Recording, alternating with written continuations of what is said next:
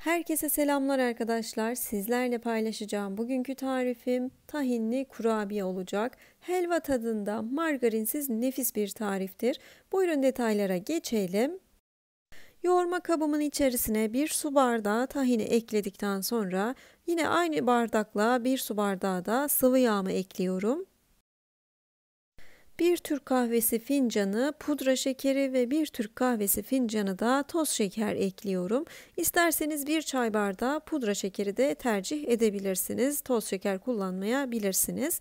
Şimdi devamında yine 1 çay bardağı klasik ölçüm bardağıyla 1 çay bardağının yarısınca kavrulmuş susam ekliyorum. Ve devamında aynı ölçüm bardağıyla yarım su bardağı da fındık ekliyorum. İsterseniz bu aşamada ceviz içi de kullanabilirsiniz.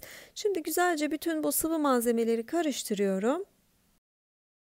Bu arada normal susamı kavurarak kullandım. Eğer elinizde kavrulmuş susam yoksa sizler de benim gibi yağsız teflon bir tavanın içerisine alarak devamlı karıştırarak susamlarınızı kavurabilirsiniz. Şimdi devam ediyorum. Gördüğünüz gibi katı malzemeleri ekleyerek devam ediyorum tarifime. Normalde bu vermiş olduğum ölçüm listesine göre yaparsanız 3 su bardağı un yeterli olacaktır. Yine de lütfen temkinli olalım. 1 paket kabartma tozu ve 1 paket de vanilya ekledim. 3 su bardağı unla beraber yoğurmaya devam ediyorum.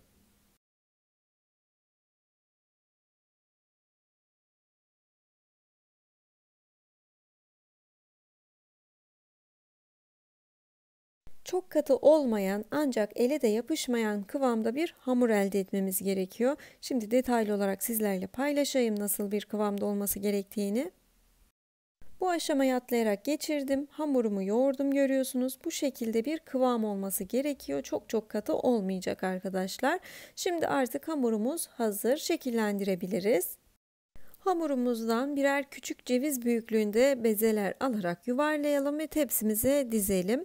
Benim verdiğim ölçüm listesine göre ve benim yaptığım ebatlara göre yaparsanız eğer kurabiyelerinizi 30-35 adet kurabiye elde edersiniz. Benimkisi 34 tane çıktı arkadaşlar. Şimdi hamurum bitinceye kadar, tepsim doluncaya kadar bu şekilde kurabiyelerimi şekillendiriyorum. Bizler kurabiyelerimizi şekillendirmeye başlamadan önce de fırınımızı 175 derece fanlı alt üst ayarda ayarlayalım. Bizler şekillendirme aşamasındayken fırınımız güzelce bir ısınsın.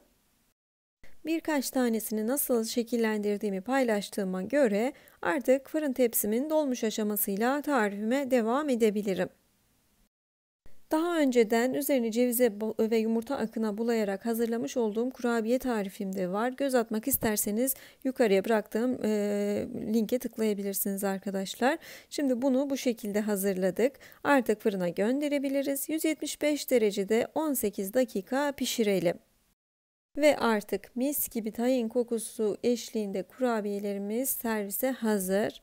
Çay veya kahve saatlerinize eşlik edecek nefis bir tarif oldu. Lütfen videoma birer beğeni bırakmayı da unutmayın. Deneyecek olan herkese afiyet olsun. Bir başka tarifte buluşuncaya dek afiyetle kalın.